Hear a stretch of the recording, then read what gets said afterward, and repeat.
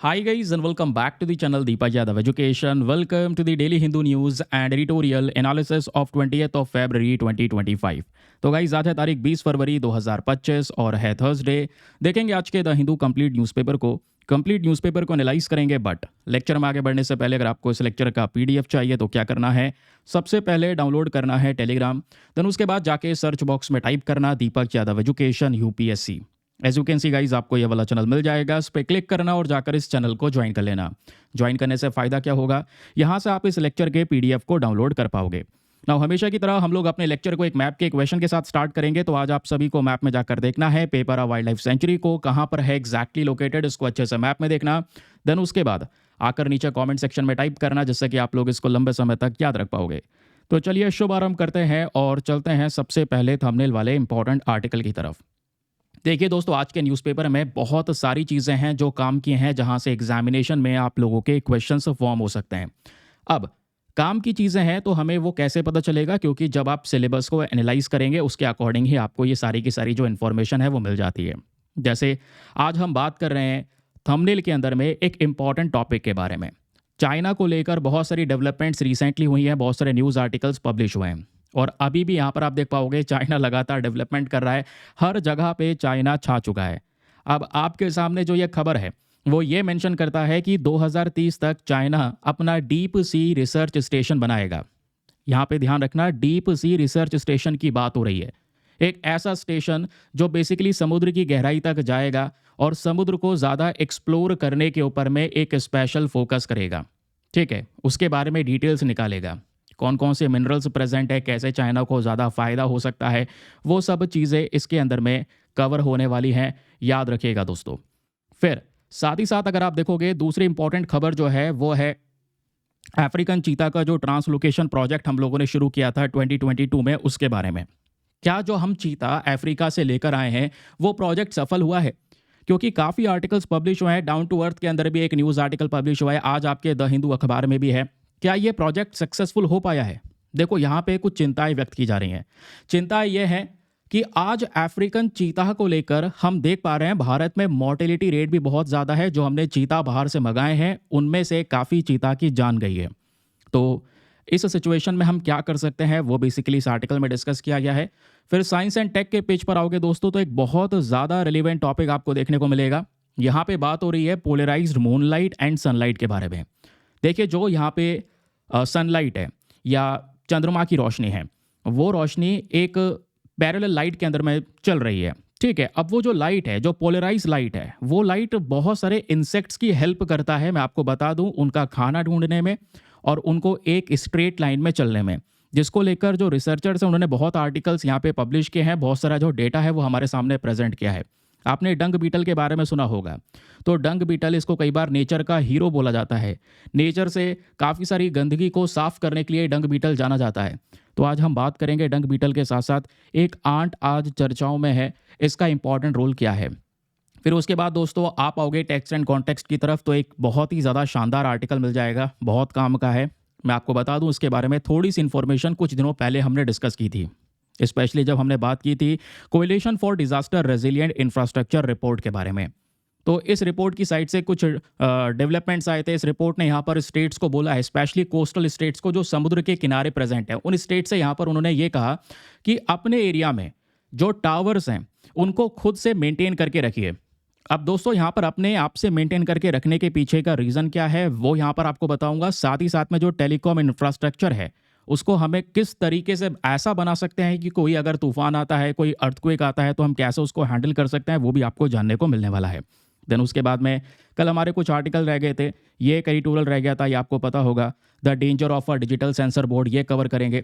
साथ ही साथ में यहाँ पर आपको जानने को मिलने वाला है deeper meaning of declining school enrolment करके एक आर्टिकल रह गया था। ये 3 आर्टिकल कल के रह गए थे, वो भी आज यहाँ पर कवरेज होने वाला है। तो शानदार सा डिस्कशन होगा हमेशा की तरह, क्योंकि आज न्यूज़पेपर में आर्टिकल कम है तो कल वाले आर्टिकल भी हम साथ ही साथ में लेकर चल रहे हैं। आई होप आपको आज का ओवरव्यू मिल चुका है। चलिए अब स्टार्ट करते हैं थंबनेल वाले टॉपिक के साथ में कि आखिरकार ये है क्या। दोस्तों आप लोगों ने इंटरनेशनल स्पेस रिसर्च स्टेशन का नाम सुना होगा, जो अंतरिक्ष में फुटबॉल ग्राउंड जितना बड़ा एक रिसर्च स्टेशन हम लोगों ने बनाकर वहाँ पे फ्लोट करवा रहे हैं वो तैर रहा है। चाइना अपना खुद का स्पेस रिसर्च स्टेशन बना रहा है, ये आप लोगों को पता है। अब होता क्या है यहाँ पे, इसी प्रकार का रिसर्च स्पेस स्टेशन बनाया जाएगा और ये जो स्पेस स्टेशन होने वाला है ये बेसिकली समुद्र के अंदर रहेगा। तो इसको स्पेस स्टेशन ना कह के हम ये कह सकते हैं कि डीप सी रिसर्च स्टेशन ये होने वाला है। समुद्र की गहराई में कुछ इस प्रकार का स्टेशन बनाएंगे जहाँ पे काफ़ी लोग जा सकते हैं और समुद्र के बारे में और ज़्यादा डिटेल से जो रिसर्च है वो कर सकते हैं। समुद्र का पोटेंशियल क्या है, उसके पास में कौन कौन से मिनरल रिसोर्सेस है, उसके बारे में हमको ये जानकारी मिल सकती है। ठीक है, ये बेसिकली चाइना का मेन पर्पज़ है। साथ ही साथ में जो साउथ चाइना सी वाला रेंज है, ये उसके ऊपर चाइना दबदबा भी बना सकता है अपने इस पर्टिकुलर इनिशिएटिव से। वो कैसे होगा वो भी आपको जानने को मिलेगा। सुनिएगा, तो चाइना ने यहाँ पर इस प्रोजेक्ट को अप्रूवल दे दिया है। ये कहाँ पे बनाया जाएगा? साउथ चाइना सी में। आइए ज़रा मैं आपको साउथ चाइना सी को एक बार मैप में दिखा देता हूँ। एग्जैक्टली ये है हमारा इंडिया का मैप, ये है चाइना और चाइना के नीचे कुछ कंट्रीज़ आपको नज़र आएंगी, फिलीपींस, वियतनाम, है ना, और ये है साउथ चाइना सी। ये जो पर्टिकुलर रेंज आपको दिख रहा है, ये वाला साउथ चाइना सी वाला जो मैंने जूम कर रखा है, इसी पर्टिकुलर रेंज के अंदर में क्या होने वाला है, ये पूरा का पूरा डीप स्पेस स्टेशन चाइना भेजने वाला है। ठीक है, इतना इन्फॉर्मेशन आपको क्लियर हुआ। अब समुद्र में भेजा जाएगा, लगभग कितनी गहराई हो सकती है? तो बताया जा रहा है 2000 मीटर गहराई में जाने वाला है स्पेस स्टेशन। ये जो प्रोजेक्ट है ये पूरी तरह से कंप्लीट होगा 2030 तक। समय काफ़ी लगने वाला है, लेकिन जैसे जैसे समय लगेगा उसके बाद इसके साथ साथ जो रिजल्ट्स हैं वो भी काफ़ी ज़्यादा अल्टीमेट होने वाले हैं। वो कैसे होंगे, चलिए बात करते हैं। ये जो डीप सी रिसर्च स्टेशन है, इसका जो सबसे पहला फोकस होगा वो होगा मीथेन फ्लक्सेस के ऊपर में। कहने का मतलब ये है कि जो मीथेन है, आपको पता है जो मीथेन है ये ग्रीन हाउस गैस है। ठीक है, अब जो ये मीथेन है ये इतनी ज़्यादा खतरनाक है, कई बार बोला जाता है जो हमारा कार्बन डाइऑक्साइड है, कार्बन एमिशन हम फैला रहे हैं, इस कार्बन एमिशन से भी कई बार खतरनाक यहाँ पर ये मीथेन देखने को मिलता है। ठीक है, इसलिए कई बार बोला गया है कि मीथेन एक पोटेंट ग्रीन हाउस गैस है। पोटेंट मतलब काफ़ी डेंजरस है और बहुत ज़्यादा एनवायरमेंट में हम इसको रिलीज़ कर रहे हैं आजकल, और एनवायरमेंट में लंबे समय तक ये रुक जाता है, कुछ समय बाद यहाँ पर ये ख़त्म हो जाता है। लेकिन इस मीथेन की वजह से हमारे एनवायरमेंट में गर्मी बढ़ती है, यानी कि वार्मनेस इंक्रीज होता है। तो जैसे जैसे गर्मी बढ़ेगी क्या होगा, क्लाइमेट चेंज जो है वो बढ़ता हुआ नजर आएगा। तो ये हमारे लिए कहीं ना कहीं मीथेन जो है एक बड़ी प्रॉब्लम है। ठीक है, तो ये जो रिसर्च है वो ये बताएगा कि आखिरकार मीथेन का जो इम्पैक्ट है क्लाइमेट चेंज के ऊपर में वो किस तरीके से पड़ रहा है। साथ ही साथ में जो ग्रीन हाउस गैसेस आपको देखने को मिल जाएंगी, जो नेचुरल रिसोर्सेज से निकल रही हैं, उसका इम्पैक्ट हमारे क्लाइमेट चेंज पे कैसा हो रहा है उसको भी दर्शाने का काम करने वाला है ये particular deep sea research station. याद रखिएगा इसके बारे में। अब मीथेन दोस्तों काफ़ी सारी जगह से रिलीज़ हो सकता है। मीथेन के जो सोर्सेज है बहुत सारे हैं। फॉर एग्जांपल कल मैंने आपको बताया भी था जब एक आर्टिकल पढ़ाया था, जैसे यहाँ पे काऊ है, तो गाय को जब हम फूड देते हैं, गाय फूड खाती है तो उसके स्टमक के अंदर में एंट्रिक फर्मेंटेशन का प्रोसेस होता है। एंट्रिक फर्मेंटेशन मतलब जब उसने फूड खाया तो उस फूड में से जो भी न्यूट्रिएंट्स है वो गाय को मिल गए, लेकिन न्यूट्रिएंट्स मिलने के बाद में जो बाय प्रोडक्ट निकलता है वो मीथेन निकलता है। मीथेन मतलब CH4, ये इसका फॉर्मूला है। तो मान लो गाय जब बर्प करेगी, डेकार लेगी या फार्ट करेगी, या फिर यहाँ पर गाय का गोबर भी होगा, उसमें भी यहाँ पे काफ़ी हद तक जो मीथेन है वो प्रेजेंट होता है। याद रखिएगा इसके बारे में। तो ऐसा जो मीथेन है ना वो हमारे समुद्र की गहराई से भी रिलीज़ होता है। तो हम ये समझ पाएंगे जो समुद्र से मीथेन रिलीज़ हो रहा है उसका जो इम्पैक्ट है लगातार क्लाइमेट चेंज के अंदर में टेम्परेचर को और ज़्यादा गर्म करने में, वो आखिरकार इम्पैक्ट क्या है वो आपको जानने को मिलेगा। तो ये पहला इसका पर्पज़ हुआ। दूसरा जो मेन पर्पज़ है वो है इकोलॉजिकल रिसर्च को लेकर, कि ये जो स्पेस स्टेशन होने वाला है, बार बार स्पेस स्टेशन बोल रहे हैं, ये स्पेस स्टेशन नहीं है, ये बेसिकली सी स्टेशन है जो समुद्र के अंदर उतारा जाएगा। तो ये स्टेशन क्या करेगा, समुद्री गहराई की जो बायोडाइवर्सिटी है उसकी अंडरस्टैंडिंग को ज़्यादा डेवलप करेगा। जब हम बात करते हैं बायोडाइवर्सिटी की, यानी कि समुद्र के अंदर बहुत सारे एक्वेटिक प्लांट्स हैं, बहुत सारे एक्वेटिक एनिमल्स आपको देखने को मिलेंगे, उसके बारे में प्रॉपर मात्रा में आपको जानकारी मिलने वाली है ना। साथ ही साथ में कुछ स्पीशीज़ ऐसी हैं समुद्र के अंदर में जिनकी एक मेडिसिनल प्रॉपर्टीज़ होती है। अब मेडिसिनल प्रॉपर्टी की जब हम बात करते हैं तो बेसिकली वो दवाइयों में इस्तेमाल की जा सकती है, और ऐसे एनिमल्स या ऐसे एक्वेटिक प्लांट्स जिनका उपयोग अगर दवाइयों में होगा तो ऑब्वियस सी बात है इससे फार्मास्यूटिकल एडवांसमेंट्स की तरफ हम आगे बढ़ सकते हैं, नई नई प्रकार की जो दवाइयाँ हैं वो डेवलप कर सकते हैं। ये इसका सबसे बड़ा बेनिफिट होने वाला है। फिर बाद में आती है बात टेक्टोनिक एक्टिविटी के बारे में। देखिए अब क्या हो रहा है, समुद्र के अंदर जो टेक्टोनिक मूवमेंट्स है वो भी हमको देखने को मिलते हैं। तो जो हम ये स्पेस स्टेशन बनाने वाले हैं समुद्र की गहराई में, ये स्टेशन क्या करेगा, ये प्रेडिक्ट करने में मदद करेगा कोई नेचुरल डिजास्टर अगर आ रहा है, टेक्टोनिक प्लेट का मूवमेंट अगर हो रहा है, समुद्र के नीचे जो टेक्टोनिक प्लेट्स प्रेजेंट है, मैंने आपको बताया था कल, जो पृथ्वी है वो 15 टेक्टोनिक प्लेट्स के ऊपर में प्रेजेंट है। तो जब वो टकराती हैं तो इससे भूकंप आता है, सुनामी आने के चांसेस बहुत ज़्यादा बढ़ जाते हैं। तो नेचुरल डिजास्टर के बारे में जो प्रिडिक्शन है वो की जा सकेगी, टेक्टोनिक एक्टिविटीज़ को यहाँ पर हमेशा मॉनिटर किया जा सकेगा उसी सी स्टेशन के माध्यम से। देन उसके अलावा दोस्तों एनर्जी एक्सप्लोरेशन में बहुत ज़्यादा हेल्पफुल होने वाला है, क्योंकि ये जो स्टेशन है ये क्या करेगा, मीथेन हाइड्रेट्स को एक्सप्लोर करने में काफ़ी ज़्यादा मददगार होने वाला है। जब हम बात करते हैं मीथेन हाइड्रेट्स के बारे में तो याद रखिएगा जो मीथेन हाइड्रेट है ये क्या है, इसका एक फ़ोटो आपके सामने ये प्रेजेंट है, कुछ इन्फॉर्मेशन आपको ये नज़र आएगी। देखो होता क्या है, समुद्र के अंदर में आपके मीथेन हाइड्रेट के जो डिपॉजिट्स हैं वो प्रेजेंट हैं। ठीक है, अब क्या है, नीचे जो प्लेट्स प्रेजेंट है काफ़ी सारी जगह पे फॉल्ट होता है, यानी क्रैक्स होते हैं। तो उन क्रैक्स के माध्यम से जो ये मीथेन है वो ऊपर निकलता है।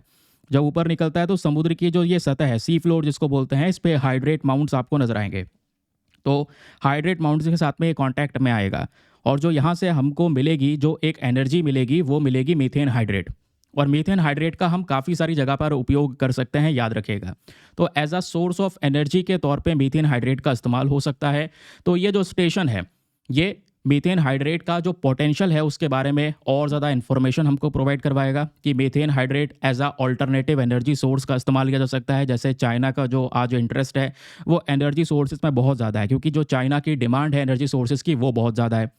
तो वो जो डिमांड है वो पूरी कर सकेंगे इस मीथेन हाइड्रेट के बारे में ज़्यादा से ज़्यादा इन्फॉर्मेशन निकाल कर। और अच्छी इन्फॉर्मेशन आती है देन उसके बाद में इस गैस को और ज़्यादा एक्सप्लोर किया जाएगा, फिर एक्सट्रैक्ट करने के ऊपर में फोकस करेंगे ताकि अपनी जो एनर्जी की डिमांड है उसको वो पूरा कर सकें। तो ये एक रेलिवेंट रोल होने वाला है। ठीक है, तो ये सब कैसे होगा, जब समुद्र की गहराई में एक रिसर्च स्टेशन तैनात होगा और उस रिसर्च स्टेशन के माध्यम से ये पूरा एक्सप्लोरेशन होगा, वो पूरे के पूरे जो डिटेल्स है वो निकाले जाएंगे। अब ऑब्वियस सी बात है, देखो जो ये डीप सी रिसर्च स्टेशन है इसमें हमको बहुत सारी चीज़ों की रिक्वायरमेंट है। जैसे हम टेक्नोलॉजी डिज़ाइन की बात करते हैं, ये जो फैसिलिटी होने वाली है इसमें हम एक एडवांस लाइफ सपोर्ट सिस्टम का यूज़ करने वाले हैं। एक सर्विलांस नेटवर्क होगा जो लगातार समुद्र की गहराई को मॉनिटर करेगा, समुद्र की गहराई का जो एनवायरनमेंट है उसके बारे में सारी की सारी जो इन्फॉर्मेशन है वो निकालता चलेगा। साथ ही साथ में बताया जाता है कि हम इस पूरे स्पेस स्टेशन के अंदर में एक ऑटोनोमस सिस्टम का इस्तेमाल करने वाले हैं, यानी कि इस पूरे स्टेशन में हम एक अनमैन्ड समरसेबल का इस्तेमाल करेंगे, एक ऐसा समरसेबल जिसमें कोई इंसान नहीं होगा। ठीक है, हम एक सरफेस शिप का इस्तेमाल करेंगे ताकि जो सी बेड है, समुद्र का सतह है, उसको अच्छे से ऑब्जर्व किया जा सके, अच्छे मात्रा में डेटा को कलेक्ट किया जा सके। और ये सिस्टम काफ़ी मदद करने वाले हैं ताकि ये सारी इन्फॉर्मेशन जो ओशन फ्लोर है वहाँ से निकाल कर हमारे पास तक पहुँचे और जो भी रिस्क है बेसिकली यहाँ पर जो ओशन से जनरेट हो रहा है उस रिस्क को कम किया जा सके और ओशन से जो भी हमको काम की चीज़ें मिलेंगी उन काम की चीज़ों का ज़्यादा से ज़्यादा उपयोग किया जा सके। इसका सबसे बड़ा जियोपॉलिटिकल इंपॉर्टेंस होने वाला है कि साउथ चाइना सी जो है ये एक इम्पॉर्टेंट रीजन है। इस पूरे रीजन को लेकर बड़े सारे डिस्प्यूट्स हमको नज़र आते हैं। अगर मैं आपको ये वाला फ़ोटो दिखाऊं, ये फ़ोटो आपको क्लियरली दिखाई पड़ रहा होगा। हमने ये डिस्कस किया, ये है हमारा साउथ चाइना सी। ठीक है, चाइना के सदर्न रीजन में साउथ चाइना सी है, यहीं पर आपको देखने को मिल जाएगा। ताइवान है, वियतनाम है, ब्रुनेई, मलेशिया, फिलीपींस, ये सब कंट्रीज़ हैं। और इस साउथ चाइना सी में बहुत सारे छोटे छोटे आइलैंड्स हैं। फॉर एग्जाम्पल यहाँ पर स्प्रैटली आइलैंड आपको देखने को मिलेगा। इन आइलैंड्स को लेकर डिस्प्यूट रहता है इन सब देशों में। कुछ कंट्रीज़ ये कहती हैं ये आइलैंड्स हमारे हैं, लेकिन चाइना बोलता है ये पूरा साउथ चाइना सी चाइना को बिलोंग करता है। अब इसी पर्टिकुलर रीजन में अगर वो अपना ये सी स्पेस स्टेशन को उतारता है, नई नई रिसर्चेस करता है, इंफॉर्मेशन निकालता है, एनर्जी को एक्सप्लोर करता है, एनर्जी को एक्सट्रैक्ट करता है, तो ऑब्वियस ही बात है जो चाइना का इन्फ्लुएंस है इस रीजन में वो और ज़्यादा बढ़ता हुआ नजर आएगा। तो जो डिस्प्यूटेड क्लेम्स हैं इसको लेकर जो चाइना है वो और ज़्यादा इकट्ठा हो जाएगा कहने में कि ये सारा का सारा जो रीजन है ये हमें बिलोंग करता है, हमने बहुत सारा एक्सप्लोरेशन किया है। चाइना का इम्पोर्टेंस बेसिकली इस रीजन में और ज़्यादा इंक्रीज होने वाला है। और क्या ये सारा काम ऐसे ही हो पाएगा, अकेले हो पाएगा, इंसान कर पाएंगे? ऐसा कुछ नहीं होने वाला है दोस्तों, याद रखिएगा। इसमें आर्टिफिशियल इंटेलिजेंस का इस्तेमाल किया गया है, ऑटोनोमस टेक्नोलॉजी का यूज़ किया गया है, साथ ही साथ में ह्यूमन साइंटिस्ट भी होने वाले हैं। तो ह्यूमन साइंटिस्ट का भी ऑब्वियस सी बात है बड़ा रोल होगा, वही यहाँ पर इन सब चीज़ों को अंजाम देंगे, इस रिसर्च प्रोसेस को आगे बढ़ाने में हेल्प करेंगे। तो जो ह्यूमन एक्सपर्टीज़ है, ये बहुत ज़रूरी होने वाली है। अगर आपके पास में ह्यूमन एक्सपर्टीज़ नहीं है, तो आप ये सब चीज़ें कैसे डेवलप करेंगे? सिंपल सा एक क्वेश्चन आता है। तो ह्यूमन एक्सपर्टीज़ बहुत ज़्यादा इंपॉर्टेंट होगी रियल टाइम डिसीजन मेकिंग के लिए। और साथ ही साथ में मान लो कोई कंडीशन ऐसी है जो थोड़ा-सा गड़बड़ा गई है, या जो हमने मिशन लॉन्च किया है उसमें कुछ ऐसी चीज़ आ चुकी है जो अनप्रेडिक्टेबल है, तो उसको लेकर हमारे सामने ढेर सारी प्रॉब्लम्स आती हुई नज़र आएँगी। तो वो भी हमें सॉल्व करने की काफ़ी ज़्यादा ज़रूरत है, याद रखिएगा इसके बारे में। नाउ इसको लेकर बहुत सारे ग्लोबल इम्प्लीकेशंस हो सकते हैं, जिसको लेकर आपको थोड़ी चीज़ें और ध्यान रखनी होंगी। फॉर एग्ज़ाम्पल, क्वेश्चन ये है, क्या ये काम केवल चाइना ही कर रहा है और कोई कंट्री नहीं कर रही है? देखो, और बहुत सारी कंट्रीज़, चाहे वो यूएसए हो, रशिया हो, उन्होंने भी इस तरीके के एनर्जी एक्सप्लोरेशन को लेकर प्रोजेक्ट्स किए हैं। लेकिन चाइना जितनी आगे आ चुका है, उतना आगे यहाँ पे कोई भी नहीं आया है। याद रखिएगा, चाइना इस कॉम्पिटिशन में काफ़ी आगे निकल चुका है। इन्होंने नया अनाउंसमेंट भी कर दिया है, जैसे अंतरिक्ष में स्पेस स्टेशन लॉन्च किया जा रहा है, वैसे पहली बार 2030 तक चाइना अपना खुद का सी स्टेशन लॉन्च करेगा, जो समुद्र के ऊपर में रिसर्च करेगा। क्योंकि समुद्र के अंदर में आपको बहुत सारे रिसोर्सेज मिल जाएंगे, अंडर वाटर रिसोर्सेज, जिनका इस्तेमाल आगे भविष्य में किया जा सकता है, जिसमें सेडिमेंट पॉल्यूम्स हैं। उसके बाद पॉलीमेटेलिक नोड्यूल्स आपको देखने को मिलेंगे, हाइड्रोथर्मल वेंट्स हैं, जिससे जो ये गैसेस रिलीज होती हैं वो भी बहुत ज़्यादा न्यूट्रिएंट्स रिच होती हैं। फिर यहाँ पर आपको देखने को मिल जाता है फेरो मैंगनीज क्रस्ट है। बहुत सारी ऐसी चीज़ें हैं जिसका आगे भविष्य में इस्तेमाल हो सकता है। इन्हीं अंडर वाटर रिसोर्सेज को एक्सप्लोर करना, ये मेन पर्पज़ है। और इसको करने में चाइना अगर सक्सेसफुल होता है, तो हम देख सकते हैं कि जो चाइना की लीडरशिप है वो धीरे धीरे करके कितनी ज़्यादा एक्सटेंसिवली ग्रो हो रही है, याद रखिएगा। क्योंकि अंडर वाटर रिसोर्सेज में अभी तक इतनी बड़ी, कह सकते हैं कि जो अचीवमेंट है वो किसी कंट्री ने गेन नहीं की है। तो चाइना का ये अचीवमेंट वाकई में एक बड़ा होगा, और चाइना का दबदबा इस अचीवमेंट की वजह से साउथ चाइना सी में भी इंक्रीज होने वाला है। तो ये डिस्कशन होता है दोस्तों हमारे फर्स्ट वाले आर्टिकल का। याद रखिएगा, क्वेश्चन बन सकता है कि वो कौन सा देश है जो 2030 तक अपना खुद का समुद्र को रिसर्च करने के लिए अपना सी रिसर्च स्टेशन लॉन्च करेगा, तो वो है चाइना। ठीक है, बाकी इसके फ़ायदे क्या होंगे वो मैं आपको बता ही चुका हूँ। चलिए आगे आते हैं, और आगे बढ़ने से पहले एक इम्पॉर्टेंट इन्फॉर्मेशन आप सभी लोग के लिए। आप अगर हमारे पेड ग्रुप्स को ज्वाइन करना चाहते हैं, तो आपके पास में बढ़िया मौका है इसको ज्वाइन करने के लिए। यहाँ पर आपको डेली बेसिस पे करंट नोट्स के पीडीएफ वगैरह प्रोवाइड करवाए जाते हैं। फॉर एग्जाम्पल, जैसे अभी हम लोगों ने यहाँ पर ये डिस्कशन किया, ठीक है, आप देखोगे ये पीडीएफ आपके सामने प्रेजेंट है। हमने न्यूज़पेपर का आर्टिकल अभी जो कवर करना है वो यहाँ पर चीता को लेकर है। देन साथ ही साथ में दोस्तों, अगर आप देख पाओगे तो उसको लेकर जितनी भी इंफॉर्मेशन है, जो चीता का आईयूसीएन स्टेटस है, प्रोटेक्शन स्टेटस है, वो सब यहाँ पर एक ही पीडीएफ में मिल जाता है। फिर हम एक आर्टिकल के बारे में बात करने वाला जो साइंस एंड टेक के पेज पर है, तो ये कैसे हेल्पफुल हो सकता है, कैसे क्वेश्चंस यहाँ से बन सकते हैं। तो प्रीलिम्स एमसीक्यू, यहाँ पे मेंस क्वेश्चन बन सकता है ऐसे इस तरीके से, तो वो क्वेश्चन दिया गया है। तो आपके न्यूज़पेपर का पूरा डिस्कशन भी हो जाता है, और नोट्स भी आपके हाथों हाथ तैयार हो जाता है। ये सबसे बड़ा फ़ायदा मिलता है आपको इस ग्रुप को ज्वाइन करने से। इस पेड ग्रुप में ये पीडीएफ्स आपको प्रोवाइड करवाए जाते हैं। इस पेड ग्रुप को ज्वाइन करने का जो फ़ी पेमेंट है वो बहुत ही मिनिमम है, just 499 for the life time access. जब तक आपका सिलेक्शन ना हो जाए तब तक आप 499 में इस ग्रुप को ज्वाइन करके रख सकते हैं। ज्वाइन करने के लिए करना क्या है, व्हाट्सएप पर जाना, यहाँ पर आपको एक नंबर दिया गया है 8534873368। इस नंबर पर मैसेज कर देना कि I want to join this group. वहाँ पे आपको रिप्लाई मिलेगा, पेमेंट का प्रोसेस दिया जाएगा, और उससे ज़्यादा इंपॉर्टेंट आपको डेमो वीडियो का लिंक भी मिलेगा। आप पूरे डेमो वीडियो को चेक कर सकते हैं, देख सकते हैं मुझको कहाँ पर क्या फ़ायदा होगा, और अपने आप को कंप्लीटली सेटिस्फाई करने के बाद में जाकर ये इन्वेस्टमेंट कर सकते हैं। ठीक है, चलिए दोस्तों आगे बढ़ते हैं नेक्स्ट आर्टिकल की तरफ। फर्स्ट टाइम पर ये जो वीडियो है मैं वेब कैम के साथ में रिकॉर्ड कर रहा हूँ दोस्तों, है ना। तो काफ़ी सारी जो सेटिंग्स हैं मुझको ऑन करनी पड़ी हैं। मैंने ये सोचा कि आप लोग भी जान सकें, जो वॉइस आती है डेली बेसिस पे वीडियो के अंदर में, उसके पीछे कौन है। ठीक है, वैसे इंस्टाग्राम पे आप सभी लोगों ने देखा होगा, काफ़ी सारे लोग डिमांड कर रहे थे, सर अपने वेब कैम के साथ में वीडियो को रिकॉर्ड करो। तो फाइनली यहाँ पर एक वीडियो आपके सामने आया है। कोशिश करेंगे रेगुलर ऐसे ही वीडियोज़ रिकॉर्ड करें, ठीक है। और जो यहाँ पर सामने आपको साथ ही साथ में वीडियो चलता दिखाई दे रहा है, ऊपर लेक्चर दिखाई दे रहा है, इसके बीच में डिसरप्शन ना हो, ठीक है। मेरे से जो भी सेटिंग्स हुई हैं, जो भी बन पाई हैं, वो मैंने कर दी हैं, उसके हिसाब से यहाँ पर लेक्चर चल रहा है दोस्तों, ठीक है। चलिए आगे आते हैं, और अगला इंपॉर्टेंट टॉपिक भी काफ़ी ज़्यादा इंपॉर्टेंट है, क्योंकि इंपॉर्टेंट टॉपिक है। तो जीएस पेपर नंबर 3 एनवायरमेंट के पॉइंट ऑफ व्यू से इसको लिंक कर सकते हैं। आपको पता होगा हम लोगों ने अफ्रीकन चीता बाहर अफ्रीका से मंगाए हैं इंडिया के अंदर में, ताकि चीता की पॉपुलेशन को इंडिया में वापस से मेंटेन किया जा सके। अच्छा, इसके पीछे की कहानी क्या है? इसके पीछे की ज़रा कहानी ज़रा सुनिए, बहुत ज़्यादा इंपॉर्टेंट है। भारत के अंदर भी एक समय पर चीता हुआ करते थे। वैसे आज अगर हम बात करेंगे, दुनिया में 2 प्रकार के चीता होते हैं। एक आपका है अफ्रीकन चीता, जो बेसिकली इंडिया में भी प्रेज़ेंट है, जो हमने अफ्रीका से मँगाए हैं। दूसरा जो है वो है Asiatic cheetah. Asiatic cheetah basically एक समय पर इंडिया में भी हुआ करता था। इंडिया में अच्छी खासी पॉपुलेशन इनकी हुआ करती थी। लेकिन इतना ज़्यादा खतरा यहाँ पर इन चीता ने फेस किया, इतना ज़्यादा यहाँ पर इनकी हंटिंग चली कि ये चीता पूरी तरह से एक्सटिंक्ट हो गए। तो भारत में जो एशियाटिक चीता है उसकी पॉपुलेशन बिल्कुल ख़त्म हो चुकी है। वो प्रजाति विलुप्त हो चुकी है, एक्सटिंक्ट हो चुकी है। एशियाटिक चीता की थोड़ी बहुत पॉपुलेशन, जो भी 40-50 चीता हैं, वो ईरान के अंदर बचे हैं। अदरवाइज़ यहाँ पर इनकी प्रजाति ख़त्म हो चुकी है। तो हमने ये सोचा क्यों ना चीता को वापस से री इंट्रोड्यूस किया जाए इंडिया के अंदर में। तो हमने री इंट्रोडक्शन के प्लान के तहत चीता को वापस से दोस्तों यहाँ पर इंडिया में इंट्रोड्यूस किया है, और जो हमने अफ्रीका से मंगाए थे ये चीता। लेकिन जब हमने अफ्रीका से मंगाया तो हमने मध्य प्रदेश के कुनो नेशनल पार्क के अंदर में इन सभी चीता को भेज दिया, ताकि वहाँ पे वो सर्वाइव कर सकें, है ना। इनके गले के अंदर में कॉलर डाला गया, थोड़ा सा इनको ट्रैक करने के लिए कहाँ कहाँ पर जा रहे हैं। तो हमने ये देखा पिछले कुछ समय पर जो चीता लाए गए थे उनमें से काफ़ी सारी चीताओं की डेथ हो गई। तो जो मॉर्टेलिटी रेट है वो 40 to 50% है, जो हमारे इस आर्टिकल के अंदर में मेंशन किया गया है।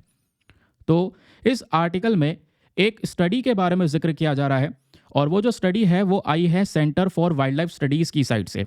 उस स्टडी के अंदर में यहाँ पर यह मेंशन किया गया कि जो चीता है, हमने ये सोचा था इंडिया में चीता आएंगे और इंडिया में भी फिर चीता की पॉपुलेशन अच्छी खासी हो जाएगी। लेकिन इस स्टडी ने यह मेंशन किया कि जो ये प्रोजेक्ट है कहीं ना कहीं काफ़ी सारे एस्पेक्ट में फेल भी हुआ है, और इस पूरे डेटा को पब्लिश किया है फ्रंटियर्स इन कंजर्वेशन साइंस के अंदर में। क्योंकि CWS स्टडी के अकॉर्डिंग अगर हम बात करेंगे तो अफ्रीकन चीता जो इंडिया में लेकर आए गए, इनमें सबसे बड़ा चैलेंज ये था मोर्टिलिटी रेट।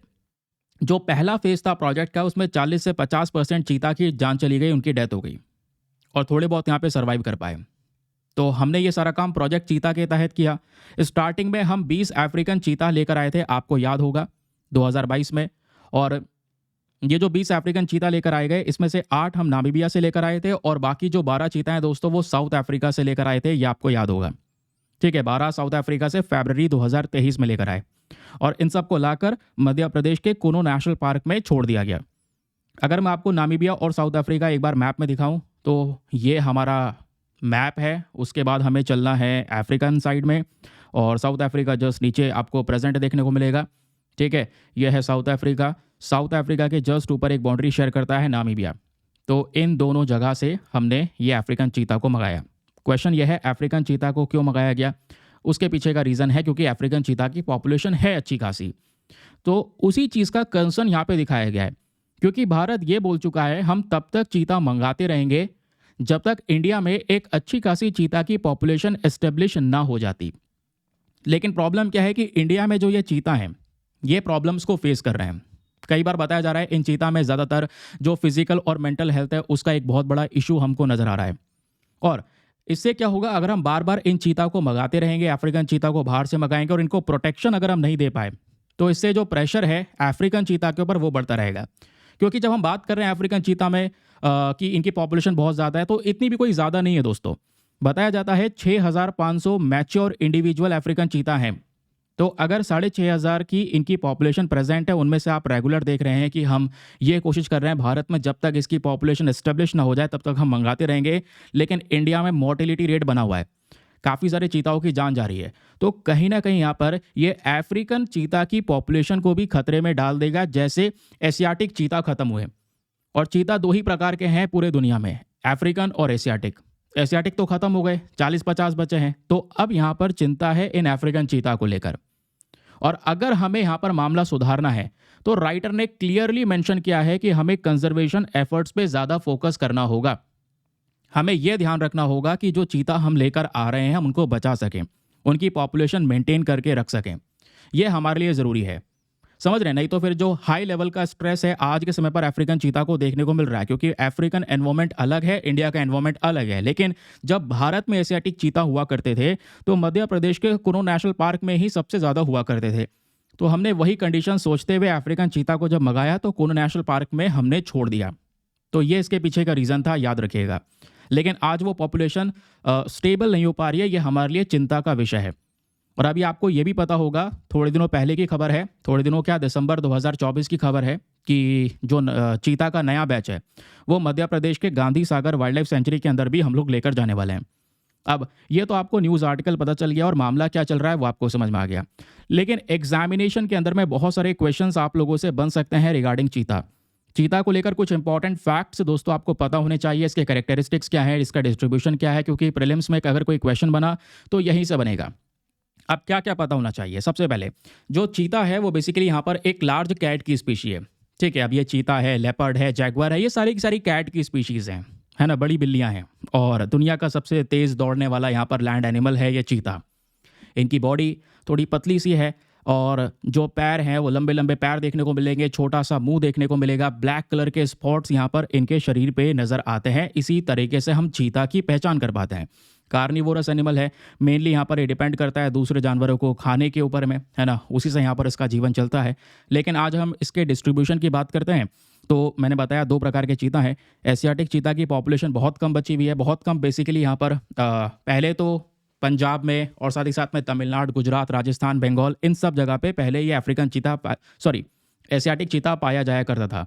लेकिन 1952 के अंदर में इन चीता की पॉपुलेशन ऑफिशियल तौर पे एक्सटिंक्ट डिक्लेयर कर दी गई, यानी कि ये प्रजाति अब पूरी तरह से खत्म हो गई थी 1952 में। तो हम अब क्या कर रहे हैं कि हम नए प्रकार के चीता यानी अफ्रीकन चीता को इंडिया में लाकर इनकी पॉपुलेशन एस्टेब्लिश करने के ऊपर में फोकस कर रहे हैं। अब दोनों के बीच का जो फर्क है वो याद रखिएगा, क्योंकि एग्जाम में यहाँ से भी आप लोगों से क्वेश्चन बन सकता है। सबसे पहले अफ्रीकन चीता और एशियाटिक चीता, इनका आईयूसीएन स्टेटस। आईयूसीएन स्टेटस में याद रखना है कि जो अफ्रीकन चीता है वो वल्नरेबल कैटेगरी में है। एशियाटिक चीता आप याद रख पाएंगे क्रिटिकली एंडेंजर्ड में है। क्रिटिकली एंडेंजर्ड में क्यों है? क्योंकि इनकी पॉपुलेशन केवल 40-50 के आसपास बची है, वो भी केवल ईरान में, यानी बहुत ज़्यादा खतरे में है। और मान लो ये 40-50 के आसपास भी चीता खत्म हो गए तो क्या होगा? इसका आईयूसीएन स्टेटस चेंज हो जाएगा, ये क्रिटिकली एंडेंजर्ड हटाकर ये एक्सटिंक्ट कैटेगरी में आ जाएगा, यानी कि विलुप्त प्रजाति डिक्लेयर कर दी जाएगी। इंडिया में ऑलरेडी एशियाटिक चीता एक्सटिंक्ट हो चुका है, विलुप्त हो चुका है, ये आपको पता होगा। ठीक है, अब दोस्तों यहाँ पे बात आती है साइट्स की। तो साइट्स के अंदर अपेंडिक्स 1, अपेंडिक्स 2 करके लिस्ट प्रेजेंट है। तो अफ्रीकन चीता की जब बात करते हैं तो अपेंडिक्स 1 में इसको कवर किया गया है और एशियाटिक चीता को भी अपेंडिक्स 1 में कवर किया गया है। यानी जो ट्रेड वगैरह आप नहीं कर सकते इनका, लेकिन यहाँ पे कुछ कॉम्प्लिकेशंस होती हैं, कुछ रिक्वायरमेंट्स होती हैं, वो फुलफिल करने के बाद आप ट्रेड कर पाएंगे, स्पेशली अफ्रीकन चीता वाले केस में। इस वजह से हम अफ्रीका से मंगा पाए हैं इंडिया के अंदर में। फिर हैबिटेट की बात होती है तो मैंने आपको बता चुका हूँ कि 6,500 के आसपास इनकी पॉपुलेशन है। कई रिपोर्ट्स में बताया जाता है 6,500 से लेकर 7,000 के आसपास अफ्रीकन चीता प्रेजेंट है, जबकि एशियाटिक चीता की पॉपुलेशन लगभग खत्म होती चली जा रही है। और अगर दोनों चीता सामने हो तो इनका फिजिकल अपीयरेंस कैसे देखा जा सकता है? सबसे पहली चीज़, जो अफ्रीकन चीता होता है ये साइज़ में थोड़ा ज़्यादा बड़ा होता है, जैसे आप देख पाओगे, थोड़ा डार्क कॉम्प्लेक्शन इसका आपको नजर आएगा। लेकिन जो एशियाटिक चीता है इसका लाइट कॉम्प्लेक्शन है, साइज़ में थोड़े छोटे होते हैं और ज़्यादा येलोइश कलर इनका देखने को मिलता है अफ्रीकन चीता के कंपैरिजन में। आपके सामने ये दोनों का फोटो है।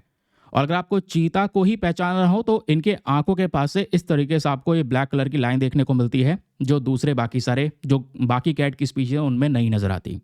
ठीक है, क्लियर हो गया। अब देखो, जैसा मैंने आपको बता दिया कि चीता के बारे में कुछ बेसिक डेटा है, आईयूसीएन स्टेटस याद रखना। ठीक है, अफ्रीकन चीता की जब बात होती है, क्योंकि इंडिया में यही लेकर आए गए हैं, तो ये कुछ बेसिक इन्फॉर्मेशन आपको पता होनी चाहिए। हम कब कब लेकर आए वो इन्फॉर्मेशन आपके सामने प्रेजेंट है। दिसंबर 2024 तक हमारे पास में 24 चीता थे जो सर्वाइव कर पाए, जिसमें 12 एडल्ट थे, 12 कप्स थे। अभी शायद यहाँ पर इन्फॉर्मेशन है 26 चीता के आसपास आज भारत में देखने को मिलते हैं। ये सारे के सारे अफ्रीकन चीता हैं जो हमने वहाँ से मंगाए हैं। पिछले कुछ समय पर कुछ चीताओं की जान गई है, उसके पीछे का रीज़न है भुखमरी। उनको खाना नहीं मिल पाया, शिकार नहीं मिल पाया, बैक्टीरियल इन्फेक्शन फैल गया, ये भी एक मेन कारण था जिसकी वजह से इन चीताओं की जान गई है। अब हमें यहाँ पर इनको एक अच्छा प्रोटेक्शन देना होगा, ये हमारा मेन काम है, याद रखने वाली बात है, याद रखिएगा। ठीक है, फिर उसके बाद कुल्लू नेशनल पार्क आपको पता है मध्य प्रदेश में है, साथ ही साथ में Gandhi Sagar wild life sanctuary ये भी मध्य प्रदेश में है, ये भी आपको पता है। ठीक, तो ये बाकी सारी इन्फॉर्मेशन हो गई और ये आर्टिकल भी हमारा यहाँ पे साथ ही साथ में समाप्त हो गया। एग्जाम में कोई भी क्वेश्चन आएगा आप रेडी हैं सॉल्व करने के लिए। चलिए फिर आते हैं अगली इंपॉर्टेंट खबर की तरफ। अगली खबर दोस्तों आज के साइंस के पेज पर है, क्योंकि आज का जब एडिटोरियल सेक्शन को आप देखोगे तो एडिटोरियल में कुछ खास इन्फॉर्मेशन हमारे पास में अवेलेबल नहीं है। सारे के सारे एडिटोरियल मणिपुर के इशू को लेकर कवरेज में है। इतना सारा इन्फॉर्मेशन हम ऑलरेडी डिस्कस कर चुके हैं कि पढ़ते पढ़ते आपने इतना इन्फॉर्मेशन, इतने सारे क्वेश्चन लिख लिए हैं मणिपुर को लेकर कि उनको आर्टिकल्स को पढ़ने की आवश्यकता बिल्कुल भी नहीं है। ठीक है, आज जो यहाँ पे हम बात कर रहे हैं ये थोड़ा इंपॉर्टेंट इशू है, साइंस के पेज पर है। मैक्सिमम लोग इस आर्टिकल को छोड़ देंगे, लेकिन छोड़ना नहीं है, क्योंकि यहाँ पे बहुत सारे कंसेप्ट्स भी हैं जो कि आपको जानने होंगे। चलिए, ये आर्टिकल है, इसके बारे में इंफॉर्मेशन और आपके जो नोट्स हैं वो हाथों हाथ तैयार होते चलेंगे। ये सारे नोट्स आपके सामने यहाँ पर प्रेजेंट हैं, ठीक है। चलिए, अब पढ़ना कैसे है ज़रा मैं इसके बारे में थोड़ा सा बता देता हूँ। ये जो आर्टिकल है ये डिस्कस करता है एक इम्पॉर्टेंट डिस्कवरी के बारे में। कुछ रिसर्चर्स हैं जिन्होंने ये पता लगाया कि एक चींटी की प्रजाति है जिसको बोलते हैं नॉक्टर्नल बुल आंट। ये वाली प्रजाति की हम बात कर रहे हैं। ये कौन सी प्रजाति है? Nocturnal bull ant. तो ये जो आंट है ये क्या करती है, जो मूनलाइट होती है, यानी रात में जब चंद्रमा चमक रहा होता है, तो जो चंद्रमा की रोशनी है वो रोशनी यहाँ पर एक लाइट से चल रही होती है ना। मतलब एक सिधाई में आपको वो रोशनी देखने को मिलती है। जब वो जो लाइट है दोस्तों, उसी लाइट का डायरेक्शन फॉलो करते करते यहाँ पर ये जो चींटियाँ हैं वो जाती हैं और अपना खाना खोजकर चलती हैं। और ऐसा ही यहाँ पर एक बड़ी स्टडी हुई है बीटल्स को लेकर, स्पेशली डंग बीटल को लेकर। अब ज़रा इसकी कहानी सुनो, उसके बाद ये चींटी की कहानी समझना आपके लिए बहुत ज़्यादा आसान हो जाएगा। मैं आपको बताऊं, जो डंग बीटल है ये पहली जानी मानी प्रजाति है जिसके बारे में बताया जाता है जो ऊपर चंद्रमा की रोशनी, जो मून की लाइट है, या जो आप कह सकते हैं गैलेक्सीज हैं, जो चंद्रमा बहुत सारे सितारे चमकते हैं, उनकी लाइट का इस्तेमाल करते करते यहाँ पर ये डंग बीटल चलते थे और अपना रास्ता तय करते थे। एक केस हुआ अफ्रीका के अंदर में। ये रिसर्चर्स ने देखा कि डंग बीटल बिल्कुल सीधे रास्ते में चल रहे हैं, मतलब हल्का सा इधर नहीं हल्का सा उधर नहीं, बिल्कुल स्ट्रेट लाइन में चल रहे हैं। उसके पीछे का रीज़न क्या हो सकता है? तो इसके बारे में रिसर्च करने के लिए उसको लैब में लेकर गए, और लैब में ले जाने के बाद में एक आर्टिफिशियल स्काई जनरेट किया और वो लाइट यहाँ पर डाली गई। और डंग बीटल को जब मेजर किया गया तो पता ये चला कि जो ये डंग बीटल है ये ऊपर से जो लाइट आ रही है, जो स्पेशली चंद्रमा की रोशनी है या फिर स्टार्स की रोशनी है, जो हम गैलेक्सी की बात करते हैं, वो जो सितारे हमको नजर आते हैं, है ना, यानी कि ये नेचुरल लाइट्स की बात कर रहे हैं। रात में एक तो आपकी आर्टिफिशियल लाइट हो गई जो आपके घरों में जल रही है, बाहर स्ट्रीट पे चमक रही है। लेकिन ये आर्टिफिशियल लाइट के अलावा अगर हम बात करते हैं, जो नेचुरल लाइट है वो कहाँ से आ रही है? चंद्रमा से आ रही है। तो वो जो लाइट्स आती हैं दोस्तों, जब पृथ्वी तक पहुंचती हैं तो पृथ्वी के एटमॉस्फेयर के मॉलिक्यूल से मिलने के बाद में वो एक स्ट्रेट लाइन में इस तरीके से ट्रैवल करती हैं। तो उसी लाइन को फॉलो करते हुए, यानी उसी लाइट को फॉलो करते करते डंग बीटल चलते हैं, याद रखिएगा। ये हमारे रिसर्चर्स ने पहले ही बताया। ये डंग बीटल इस तरीके से गोबर जो होता है ना, गोबर की गोलियां बनाते हैं, गोलियां बनाकर इसको घिसकाते घिसकाते उसी लाइट को फॉलो करते करते एकदम सीधे डायरेक्शन में चलते हैं। तो इनके लिए बहुत ज़्यादा ज़रूरी है कि रोज़ चंद्रमा की लाइट चमकना, चंद्रमा की रोशनी एक बड़े लेवल पर नीचे पृथ्वी पर पड़ना। लेकिन आज धीरे धीरे करके हम देख पा रहे हैं हमको सितारे नज़र ही नहीं आते। आप देखते होंगे तो स्टार्स आपको नहीं नज़र आएंगे, और स्टार्स बहुत कम ही जगह पे नज़र आ रहे हैं, जबकि सितारे होते हैं लेकिन चमकते नहीं। उसके पीछे का रीज़न पता है क्या है? वो है लाइट पोल्यूशन। आज यहाँ पे आप पढ़ते हैं एयर पोल्यूशन, वाटर पोल्यूशन। इसमें लाइट पोल्यूशन क्या है वो भी अभी आपको मैं थोड़ी देर में बताऊंगा। लेकिन पहले ये जानो, रिसर्चर्स का कहना यह है कि हमें दूसरा ऐसा जानवर मिल चुका है, या दूसरा यहाँ पर आप कह सकते हैं ऐसी प्रजाति मिल चुकी है, वो है चींटी, जो इसी तरीके से डंग बीटल वाले नेविगेशन वाले फॉर्मूले को अपनाती है। जैसे डंग बीटल पोलराइज्ड लाइट को फॉलो करते करते चलता है, उसी प्रकार से ये जो चींटी की प्रजाति है नॉक्टर्नल बुल आंट, ये भी रात में, क्योंकि नाम ही नॉक्टर्नल है तो रात में ये एक्टिव रहती है, तो रात में खाना ढूंढने के लिए चींटी निकलती है और इसी लाइट को, उसी पाथ को फॉलो करते करते सीधे रास्ते में चलती रहती है। तो इनके लिए ये जो लाइट्स हैं बहुत ज़्यादा इंपॉर्टेंट है। अब इसमें सनलाइट, मूनलाइट हो सकती है, लेकिन ये दोनों प्रजातियां जो हैं ये मूनलाइट को स्पेशली ज़्यादा फॉलो करती हैं, याद रखिएगा, ठीक है, चाहे वो डंग बीटल हो चाहे वो ये वाली आंट हो। अब यहाँ पर मैं आपको एक फ़ोटो दिखा रहा हूँ, इसको देखिए। ये सन है। अब सूरज से जो लाइट है, सनलाइट है, वो निकल रही है। जब सनलाइट निकलती है तो वो सभी जगह पर छितराई हुई है, यानी अनपोलराइज्ड लाइट है जो सभी जगह पे फैली हुई है। लेकिन जब वो पृथ्वी तक पहुंची, पृथ्वी के एटमॉस्फेयर में मिली, यानी हमारे एयर मॉलिक्यूल से टकराई, तो वो एक रास्ते में बिल्कुल सीध में लाइट जो है वो फैल जाती है। जो एक रास्ते से फैलती है ना, इसको बोलते हैं पोलराइज लाइट। और इसी एक पर्टिकुलर लाइट को पकड़ के जो ये डंग बीटल है वो चलता रहता है ऐसे ही सीधे सीधे रास्ते में, क्योंकि लाइट की जो लाइन है वो बिल्कुल स्ट्रेट है, ठीक है। और उसी प्रकार से दोस्तों चंद्रमा के साथ में भी होता है। रात में जब लाइट चमकती है तो चींटी भी यही जो प्रोसीजर है वो फॉलो करती है, तो उसी स्ट्रेट लाइन में वो चलते रहते हैं, ठीक है। तो कहने का मतलब है ये जो नेचुरल लाइट है इनके लिए कितने ज़्यादा ज़रूरी है ये आपको पता चल गया होगा। ऐसे बहुत सारे इंसेक्ट्स हैं जिसमें यहाँ पर बीज आती हैं, आंट्स आते हैं जो इसी पर्टिकुलर प्रोसेस को फॉलो करते हैं। और जो बीज और आंट्स हैं इसमें बहुत सारी प्रजातियां ऐसी हैं जो सूर्य की लाइट को फॉलो करते हैं। अब सूर्य की लाइट का पैटर्न तो रोज पड़ता है, उसको आराम से फॉलो कर लिया जाता है। लेकिन जो चंद्रमा की लाइट है ना, ये बहुत ज़्यादा कम होती है, ये डिम होती है। ऑब्वियस सी बात है, सनलाइट से तो काफ़ी ज़्यादा कमज़ोर होती है मून लाइट, रात में जो चमकता है।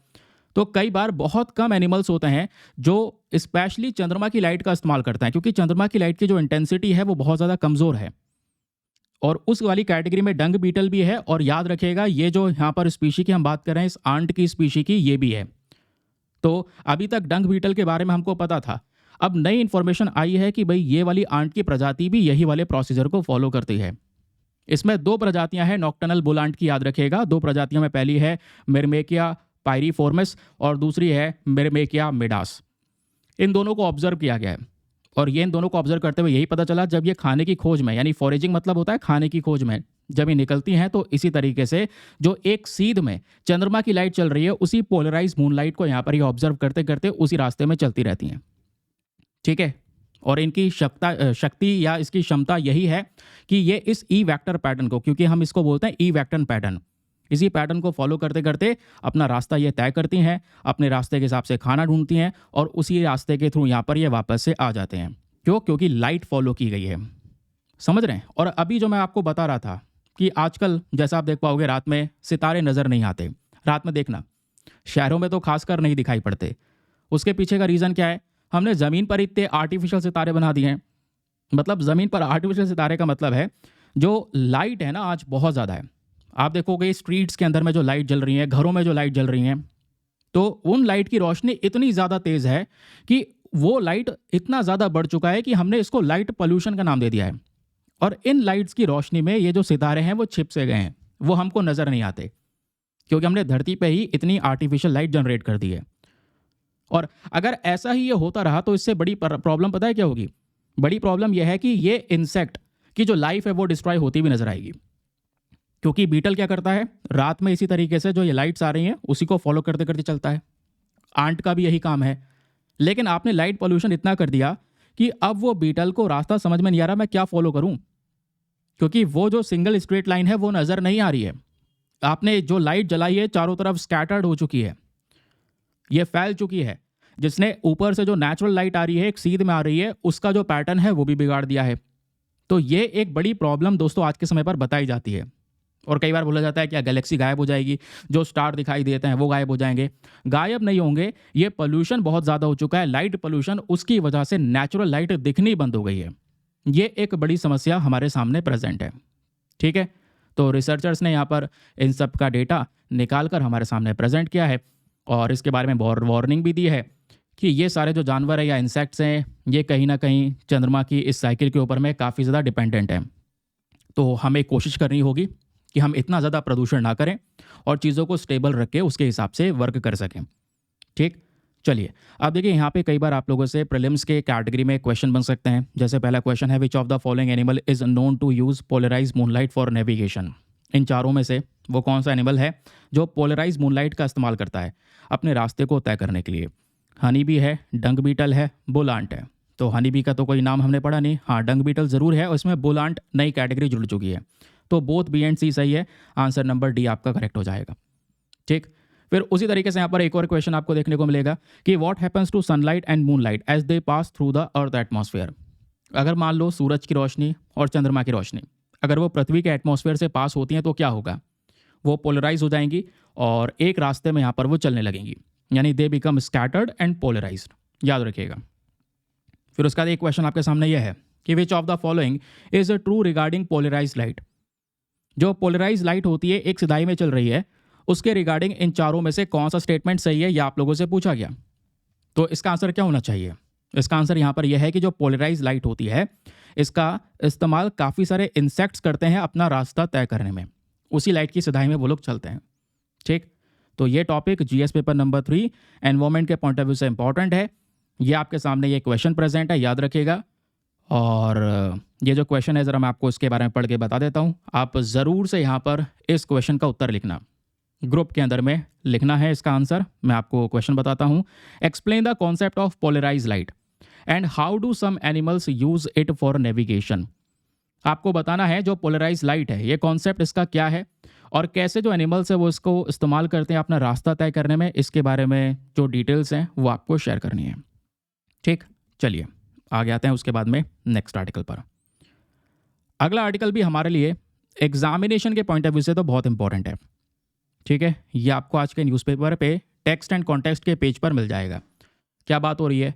On building resilient telecom infrastructure के बारे में इस आर्टिकल में मेंशन किया गया है। देखो, अभी आज से कुछ दिनों पहले एक खबर आई थी। उस खबर में ये बोला गया था जो CDRI है, that is coalition for disaster resilient infrastructure, इनकी रिपोर्ट आई और इनकी रिपोर्ट ने जोर दिया ऐसे राज्यों के ऊपर में जो समुद्र के किनारे हैं। समुद्र के किनारे गुजरात है, तमिलनाडु है, केरला है। इन राज्यों को हम बोलते हैं कोस्टल स्टेट्स। अब क्या होता है, समुद्र के किनारे जो ये राज्य प्रेजेंट हैं यहाँ पर सुनामी का खतरा बना रहता है, साइक्लोन का खतरा बना रहता है, आंधी तूफान का खतरा बना रहता है, स्टॉर्म्स का। तो अगर ये खतरे बने रहते हैं तो कई बार ये सुनामी या साइक्लोन इतने भयंकर लेवल पर आते हैं जिसकी वजह से जो टेलीकॉम टावर्स वहाँ पे लगाए गए हैं, यानी कि जो फ़ोन की सारा का सारा नेटवर्क्स वगैरह वो चल रहा है वहाँ पे, मोबाइल नेटवर्क जो चल रहे हैं वो उसी टावर से तो मिल रहे हैं। जो टावर लगाए गए हैं वो टावर कई बार डिसरप्ट हो जाते हैं, टावर कई बार डिस्ट्रॉय हो जाते हैं, जिसकी वजह से काफ़ी सारे दिनों तक टेलीकॉम नेटवर्क्स वहाँ पे अवेलेबल नहीं हो पाते। तो CDRI का ये कहना है उन स्टेट से कि ये आपकी जिम्मेदारी बनती है कि आप टेलीकॉम इंफ्रास्ट्रक्चर को इतना मजबूत कर दें या इतना ज़्यादा यहाँ पर हैवी तरीके से तैयार करें कि कोई भूकंप आए या हवा बहुत तेज़ी से भी चल जाए तो आपके जो ये चीज़ें हैं वो डिसरप्ट ना हो, आपका जो टावर है उस पर कोई नुकसान ना पहुँचे। ये बेसिकली CDRI का कहना है।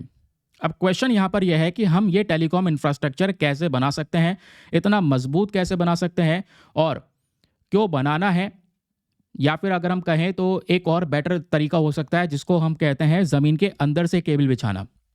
तो अंडर सी केबल्स को कई बार ज़्यादा प्रेफर किया जाता है क्योंकि जो ऊपर खंभों पे पोल के ऊपर से जो केबल हम निकालते हैं ना, उनमें काफ़ी बार खतरा रहता है। जंगलों में से केबल निकाल रहे हैं, कोई जानवर है ना, कोई मंकी है, उसकी वजह से केबल अफेक्ट हो जाते हैं कई बार, तो ऑब्वियस सी बात है पावर फेलियर हो जाएगा, तो जो नेटवर्क्स हैं वो वहाँ पे उस एरिया में नहीं मिल पाएंगे।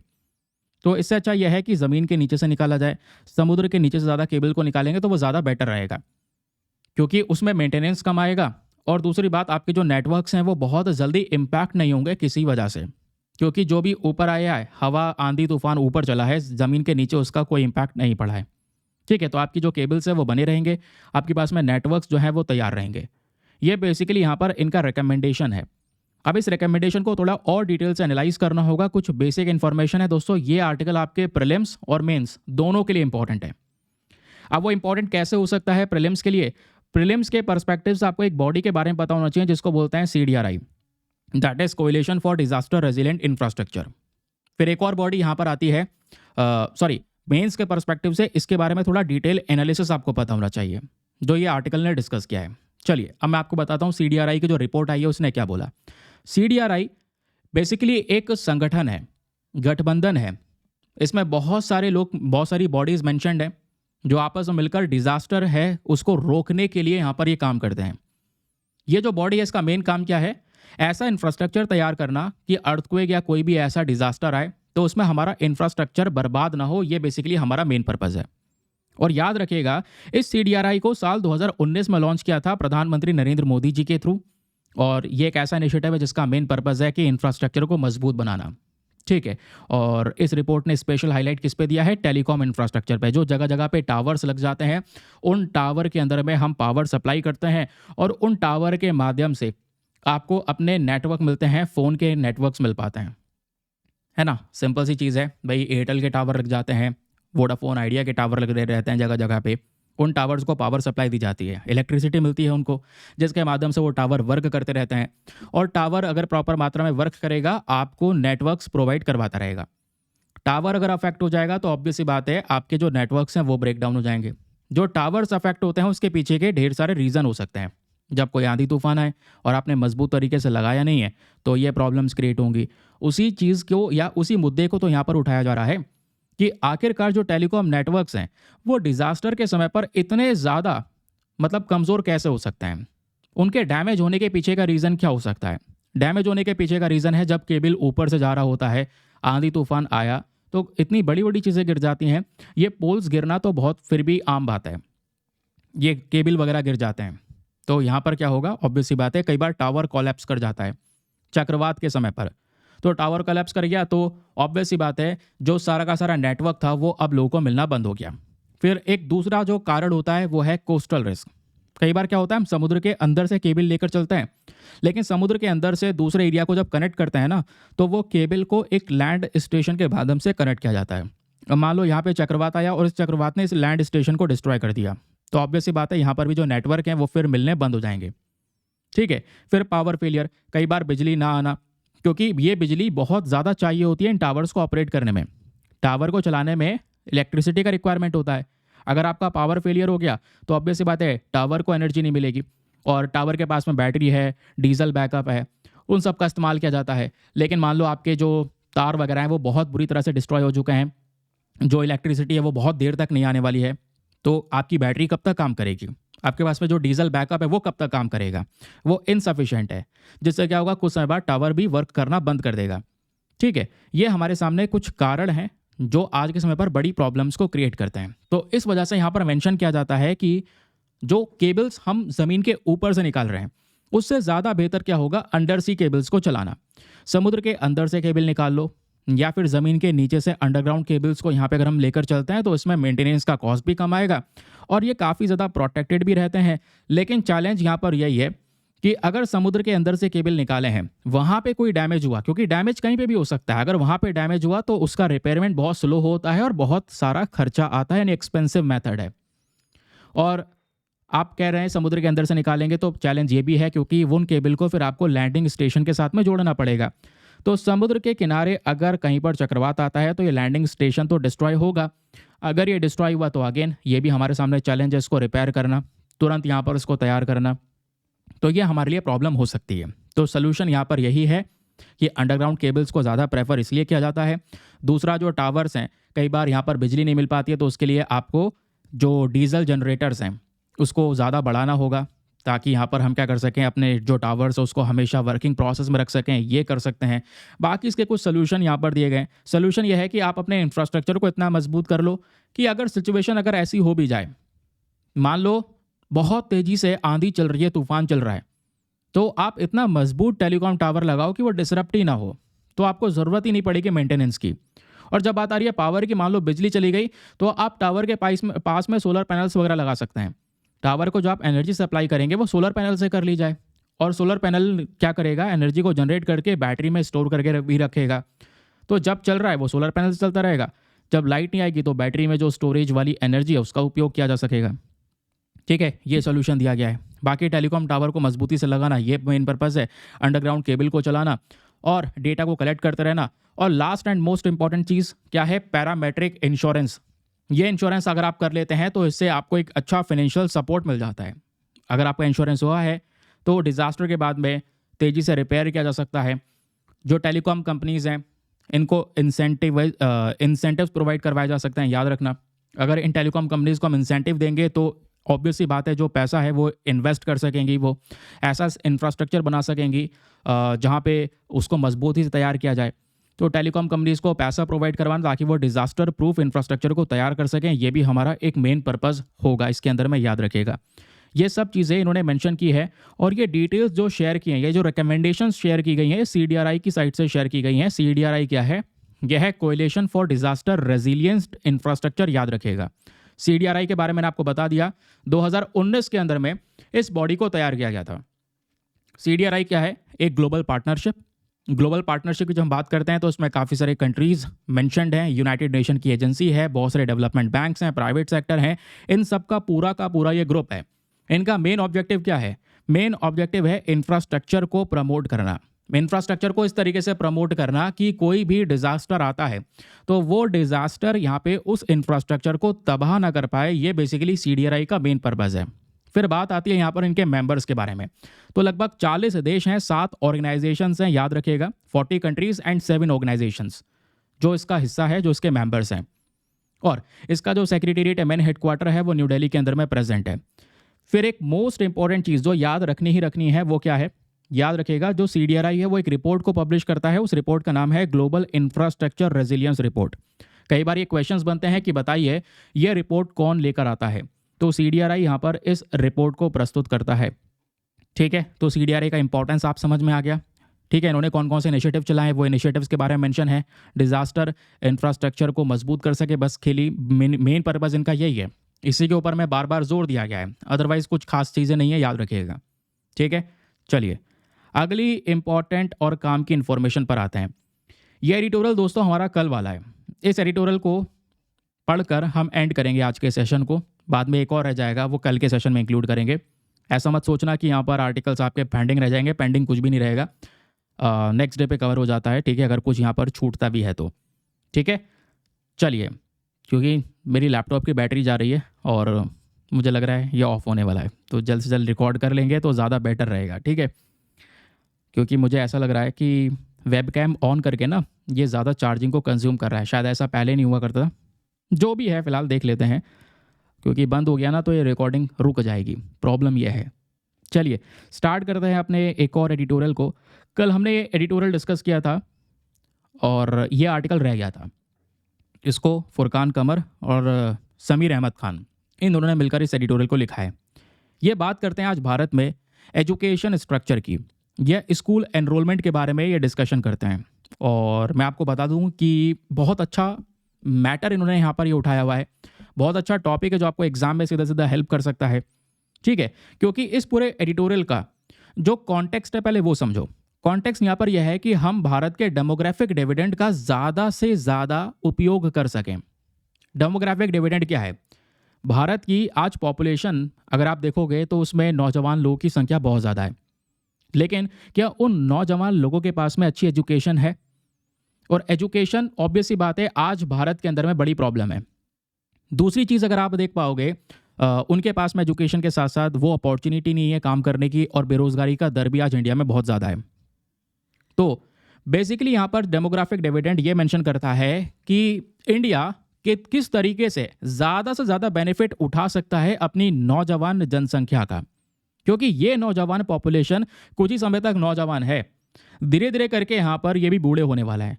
जैसे यहाँ पर ये बूढ़े हो गए, ये निर्भर हो जाएंगे भारत सरकार पे, गवर्नमेंट के ऊपर में। फिर आप ये मत सोचना कि यंग पॉपुलेशन या ये जो बूढ़ी हो चुकी है पॉपुलेशन ये कुछ कंट्रीब्यूट करेगी देश के प्रति, कुछ नहीं करने वाली। फिर वो यही कंडीशन बहुत सारे देश आज फेस कर रहे हैं। तो हमें इसे सुधारने की ज़रूरत है, लेकिन सुधारने के बजाय ये थोड़ा सा सिचुएशन बिगड़ता हुआ नजर आ रहा है। रीज़न यह है, राइटर बोलते हैं कि कुछ रिपोर्ट्स आई हैं, उन रिपोर्ट्स का कहना यह है कि स्कूल एनरोलमेंट कम हुआ है। स्कूल के अंदर जो एडमिशन्स होते हैं बच्चों के, वो एडमिशन कम होते हुए नजर आए हैं। और अगर स्कूल एनरोलमेंट कम होगा तो ऑब्वियस सी बात है, इससे हमें यह पता चल रहा है कि आज वो फैसिलिटी बच्चों को नहीं मिल पा रही है। हमें अपने एजुकेशन के अंदर रिफॉर्म्स करने की, सुधार करने की बहुत ही ज़्यादा ज़रूरत है। तो ये जो डेटा यहाँ पे राइटर ने इस्तेमाल किया है वो डेटा है UDISI प्लस का, याद रखिएगा। और फिर इन्होंने यहाँ पर इस डेटा को लिंक किया है भारत के फ्यूचर वर्कफोर्स के साथ में, कि भारत की भविष्य की जो पॉपुलेशन होने वाली है, जो स्पेशली योगदान देगी, वर्क करेगी, है ना, उस आधार पे हमें चीज़ों को एनालाइज करना होगा। तो इन्होंने ये बोला है पिछले 10 सालों में अगर हम देखेंगे 2014 से लेकर 2024 तक, तो स्कूल एनरोलमेंट भारत के अंदर में डिक्लाइन हुआ है। 24.51 मिलियन के आसपास यहाँ पर एक डिक्लाइन रेट हमको नजर आया है, मतलब 9.45% के आसपास यह डिक्लाइन हुआ है। एलिमेंट्री लेवल पर अगर आप देखोगे तो अगेन यहाँ पर भी फॉल हुआ है, सेकेंडरी लेवल पर भी फॉल हुआ है, सीनियर सेकेंडरी लेवल पर थोड़ा सा बढ़ा है। अदरवाइज यहाँ पर जितने भी ये एजुकेशनल लेवल्स हैं, यहाँ सभी जगह पर यह बताया जा रहा है कि जो बच्चों के एडमिशन्स हैं, स्कूल एनरोलमेंट है, ये कम होता हुआ नजर आया है। तो अगर स्कूल में एडमिशन्स नहीं होंगे तो डेमोग्राफिक ट्रांजिशन का हम कैसे फ़ायदा उठा पाएंगे? क्योंकि कुछ समय बाद यहाँ पर वो नौजवानी की स्टेज में होंगे और फिर उसके बाद में वो बुढ़ापे की स्टेज में होंगे। तो ऐसे ऐसे क्या होगा, भविष्य में ये पॉपुलेशन बूढ़ी हो जाएगी और हमारे देश को यहाँ पर उसका कोई आउटपुट नहीं मिल पाया है। भविष्य में लेबर का शॉर्टेज हो जाएगा, क्योंकि वो जनसंख्या बूढ़ी हो चुकी है, अब वो उतना ज़्यादा काम नहीं कर सकती जितना वो काम कर सकती थी अपने यंग एज में। ऑब्वियस सी बात है, फिजिकल लिमिटेशन शुरू हो जाती हैं जैसे जैसे उम्र बढ़ने लगती है। तो राइटर बोलते हैं कि government versus private school enrolment ratio ज़रा देखिए। सरकारी स्कूल की बात करते हैं तो सरकारी स्कूल में जो एनरोलमेंट है वो 19.89 मिलियन से ड्रॉप हुआ है। लगभग 13.8% की गिरावट यहाँ पे नजर आई है, लोगों ने एडमिशन नहीं लिया है। फिर कुछ स्कूल्स ऐसे हैं जहाँ पे सरकार सपोर्ट करती है, गवर्नमेंट एडेड स्कूल उनको बोलते हैं, यहाँ पर भी 4.95 मिलियन के आसपास डिक्लाइन देखने को मिला है। प्राइवेट स्कूल के अंदर में एनरोलमेंट थोड़ा सा बढ़ा है, ये हमको नजर आया। बट द प्रॉब्लम क्या बताया क्या है कि बहुत सारे जो परिवार हैं वो पुअर कैटेगरी से हैं। आज भारत में मिडिल इनकम लोगों की संख्या बहुत ज़्यादा है, और वो जो लोग हैं वो अपने बच्चे को इतना ज़्यादा महंगे स्कूल में, क्योंकि प्राइवेट स्कूल्स की जो फीस है आजकल बच्चों की वो बहुत ज़्यादा है, और अलग से जो खर्चे हैं वो भी बहुत एक्सपेंसिव हैं, तो कई बार यहाँ पे वो अफोर्ड नहीं कर पाते। तो पुअर और मार्जिनलाइज सेक्शन वो ज़्यादा डिपेंडेंट है गवर्नमेंट स्कूल की तरफ, और इनकी संख्या इंडिया में बहुत ज़्यादा है, और गवर्नमेंट स्कूल्स में ही एडमिशन्स कम हो रहे हैं। तो ये कहीं ना कहीं दर्शा रहा है कि हाँ, स्कूल एनरोलमेंट कम हो रहा है, जिससे आने वाले समय पर इंडिया के एजुकेशन सिस्टम पर बहुत सारे क्वेश्चन उठने वाले हैं। क्योंकि स्कूल गोइंग पॉपुलेशन अगर ये कम होती नजर आएगी, ये भविष्य के लिए बड़ी दिक्कत है। लोगों के पास में एजुकेशन नहीं होगी तो अच्छी नौकरी नहीं मिल पाएगी, क्योंकि भविष्य में जितनी भी नौकरियां होंगी उसके लिए आपको स्किल्स की रिक्वायरमेंट होगी, वो मिलेगी एजुकेशन से। दूसरा प्रॉब्लम है भारत का फर्टिलिटी रेट। फर्टिलिटी रेट भी कम हो रहा है। मतलब एक महिला अपने जीवन में कितने बच्चों को जन्म देती है वो फर्टिलिटी रेट होता है। ये 2022 में ड्रॉप होकर 2.01 तक चला गया, यानी रिप्लेसमेंट लेवल से भी कम हो गया। रिप्लेसमेंट लेवल है 2.10। रिप्लेसमेंट लेवल क्या होता है? ये वो लेवल होता है, मतलब जैसे आज हमारी जनसंख्या है, हम चाहते हैं ऐसी जनसंख्या मेंटेन रहे, ना कम हो ना बढ़े, तो वो रिप्लेसमेंट लेवल है। तो हमें कम से कम ये रेट मेंटेन करके चलना होगा। लेकिन इंडिया में ये फर्टिलिटी रेट ड्रॉप हो चुका है। साउथ कोरिया में ऑलरेडी बुरे हाल आते हैं। साउथ कोरिया को बोला जाता है कि दुनिया का आबादी के हिसाब से खत्म होने वाला पहला देश वही बनेगा। रीज़न क्या है? पॉपुलेशन डिक्लाइन हो रही है, लोग बूढ़े हो चुके हैं, अब उनमें वो शक्ति नहीं है काम करने की। तो अभी तो भारत के पास में अपॉर्चुनिटी है, लेकिन क्या हम इस अपॉर्चुनिटी, इस अवसर का फ़ायदा उठा पाते हैं या नहीं उठा पाते, ये हमारे सामने प्रश्न बहुत ज़्यादा बड़ा है। ठीक है, क्योंकि जो वर्किंग एज पॉपुलेशन है वो श्रिंक हो रही है। सिंपल सी बात है, वो धीरे धीरे करके घटती चली जा रही है। और अगर यहाँ पर ये वर्किंग एज पॉपुलेशन श्रिंक हो जाएगी तो आगे भविष्य में कोई देश के लिए काम करने वाला नहीं होगा। काम करने वाला नहीं होगा, इकोनॉमिक ग्रोथ नहीं होगी।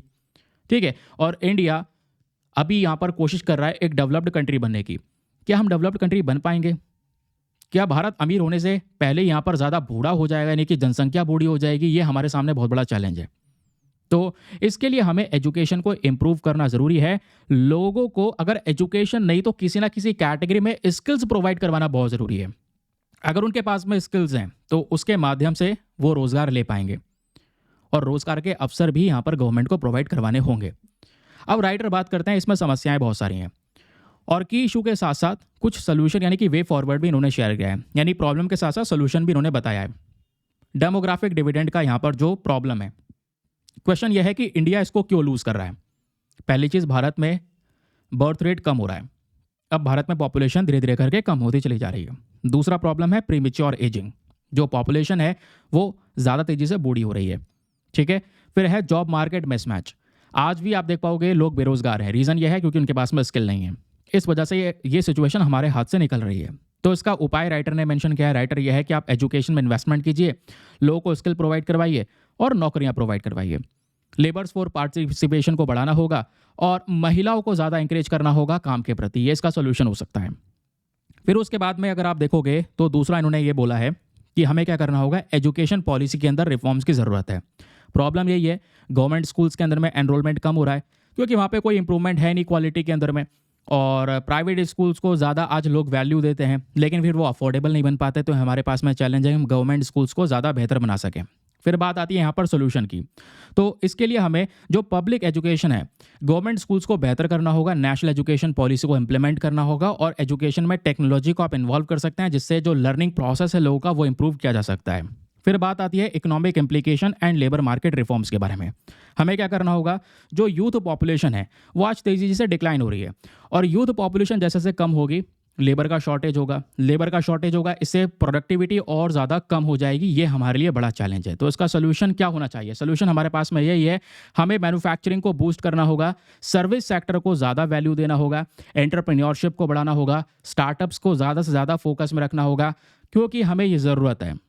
और ये सब करने के लिए इंडिया को स्किल प्रोग्राम्स की ज़रूरत है। हम स्किल प्रोग्राम्स देंगे तभी लोगों के पास में ये बेटर अपॉर्चुनिटी मिल पाएगी। तो राइटर का यहाँ पर एट द लास्ट एक फाइनल थॉट है। फाइनल थॉट क्या है कि इंडिया जो है एक क्रिटिकल सिचुएशन पर है। अगर हम प्रॉपर पॉलिसी एक्शंस को आज भी ले लें तो जो हमारा देश है वो इस डेमोग्राफिक स्ट्रक्चर से ज़्यादा बेनिफिट्स को निकाल पाएगा। और ये करना ज़रूरी है। ये करना इसलिए ज़रूरी है क्योंकि लगातार देरी होती चली जा रही है। देरी होने से पहले अगर हम ये कर लेते हैं तो हमारे लिए ज़्यादा बेनिफिशियल ये हो जाएगा। बस इतना सा यहाँ पर ये इन्फॉर्मेशन है, याद रखिएगा। आई होप आपको इसके बारे में क्लैरिटी मिल चुकी है। बाकी एक आर्टिकल और रह जा रहा है, उसको अपन कल डिस्कस करेंगे। आज के सेशन में बस इतना ही, और मुझे लगता है बहुत मदद हो गई होगी। आज न्यूज़पेपर में आर्टिकल वैसे ही बहुत ज़्यादा कम थे, जो भी इन्फॉर्मेशन अवेलेबल थी वो मैंने आपके सामने यहाँ पर शेयर कर दी है। बाकी दोस्तों, वीडियो पे लाइक का बटन ज़रूर से प्रेस कर दिया करो, और साथ ही साथ में एक टारगेट रहता है हमारा। आज हम लोग टारगेट रखा हुआ है हम लोगों ने कि हम सब्सक्राइबर्स को 6 लाख सब्सक्राइबर तक जल्दी जल्दी से पहुंचाएंगे। तो वो रुक चुका है मामला, क्योंकि वीडियो थोड़ा सा डिले हो जाता है। और वीडियो जो डिले हो रहा है ना, आज उसके पीछे का रीज़न है क्वालिटी के ऊपर में थोड़ा ध्यान देना। देखो, हम लोग क्या कर सकते हैं, एक तो न्यूज़पेपर को जल्दी से लाकर शुरुआत में ही कवर कर लेना, मॉर्निंग में कवर कर लेना, और प्रॉपर मात्रा में नोट्स तैयार ना करना। ये हमारे लिए प्रॉब्लम हो सकता है, और एक बहुत बड़ी प्रॉब्लम हो सकती है, क्योंकि आप कुछ लिख कर नहीं चल रहे हैं तो एग्ज़ाम में हेल्प कैसे मिलेगी आपको? सिंपल सी बात है। तो उसके लिए करना क्या होगा, सिचुएशन को इम्प्रूव करने के लिए आपको न्यूज़पेपर के साथ साथ इंपॉर्टेंट नोट्स भी बनाने होंगे। और वो नोट्स की जो टेंशन है वो आपकी मैं आधे से ज़्यादा यहाँ पे ख़त्म कर देता हूँ, क्योंकि आधे से ज़्यादा इन्फॉर्मेशन आपको यहाँ पर मिल जाती है, जैसे मैंने आपको बताया। ठीक है, आई होप आपको इसके बारे में क्लैरिटी मिल चुकी है। चलिए, सेशन की समाप्ति करते हैं। मिलेंगे आप लोगों से कल वापस से लेक्चर के अंदर में। आज के लिए bye bye, have a nice day, thank you and जय हिंद। बाकी आप पेड ग्रुप को ज्वाइन करना चाहते हैं तो इन्फॉर्मेशन मैं पहले ही वो शेयर कर चुका हूँ।